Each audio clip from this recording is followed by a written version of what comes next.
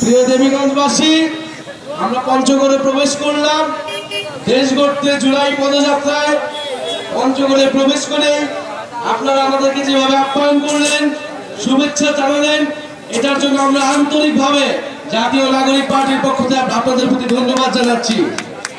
প্রিয় সংগ্রামী বন্ধুগণ, জুলাই গণ অভ্যুত্থান থেকে জাতীয় নাগরিক পার্টি আমরা প্রতিরোধ থেকে দেশ গঠনের দিকে কাজ করছি। আপনাদের এলাকার সন্তান সার্জিস আলম সেই জুলাই গণ অভ্যুত্থান থেকে জাতীয় নাগরিক পার্টি পর্যন্ত আমরা একসাথে কাঁধে কাঁধ মিলিয়ে দেশের জন্য, মানুষের জন্য, আপনাদের জন্য কাজ করছি। এখন দরকার আপনাদের সহযোগিতা, আপনাদের দোয়া, আপনাদের সমর্থন।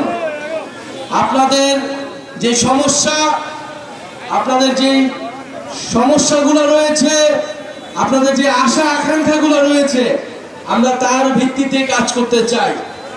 এবং জাতীয় নাগরিক পার্টি গণ অভ্যুত্থান থেকে তৈরি হওয়া দল, গণমানুষের দল। আমরা শহর থেকে বের হয়ে গিয়েছি, আমরা উপজেলা, জেলা, গ্রামগঞ্জে আপনাদের সাধারণ মানুষের সাথে মিশে যাব। আপনাদের মনের কথা, আপনাদের দুঃখ দুর্দশার কথাই নিয়ে আমরা আমাদের ইশতেহার তৈরি করব এবং আগামীর বাংলাদেশ সেইভাবে আমরা পুনর্গঠন করব। ইনশাআল্লাহ আপনারা থাকবেন, নাগরিক পার্টির সাথে থাকবেন। সার্জিস আলমের নেতা আছে, বাংলাদেশের কোন নেতা আছে, গণ অভ্যুত্থানের কোন নেতা আছে? সেই নেতা সবাই বলো একসাথে একতালে সারা দেশে, পঞ্চগড়ে, দেবীগঞ্জে, সারা দেশে, সংসদে, সংগ্রামে, রাজপথে, ছাত্রদের, শ্রমিকের, জনতা, সারা দেশে নেতা আমাদের, তোমার নেতা, আমার নেতা, সারা দেশে। প্রিয় বন্ধুগণ, পঞ্চগড়ের সন্তান সার্জিস আলম এই পঞ্চগড়ে থেকে তিনি ঢাকা বিশ্ববিদ্যালয়ে পড়াশোনা করেছেন এবং গণ অভ্যুত্থানে অংশগ্রহণ করেছেন। বৈষম্য বিরোধী ছাত্র আন্দোলনের ছিলেন অন্যতম সমন্বয়ক। আর সেই বৈষম্য বিরোধী ছাত্র আন্দোলন থেকে আমরা জাতীয় নাগরিক পার্টি, বাংলাদেশের মানুষের নাগরিক হয়ে ওঠার যে লড়াই, নতুন দল, দলটি নতুন হলেও আমাদের স্বপ্ন বড়। আমরা মানুষের যেই গণ অভ্যুত্থানের যে জীবনদান, রক্তদান, তার ঋণ শোধ করতে এই দল।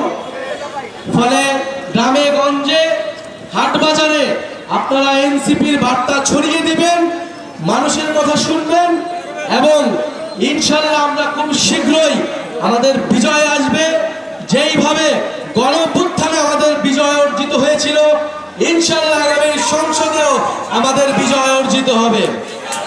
প্রিয় বন্ধুগণ, আমরা দেবীগঞ্জে মাত্র থামলাম, আমরা পঞ্চগড়ে আমাদের মূল প্রোগ্রাম হবে বিকালবেলা। আপনারা সবাই আসবেন ইনশাআল্লাহ। আমরা পঞ্চগড় নিয়ে আমাদের ভাবনা, আপনাদের পঞ্চগড় নিয়ে আপনাদের চাওয়া পাওয়ার কথা আমরা সেখানে শুনবো এবং আমরা 64টি জেলায় যাব। আমরা পঞ্চগড়ে এসেছি, এরপরে ঠাকুরগাঁও যাব, পুরো বাংলাদেশ আমরা ঘুরবো।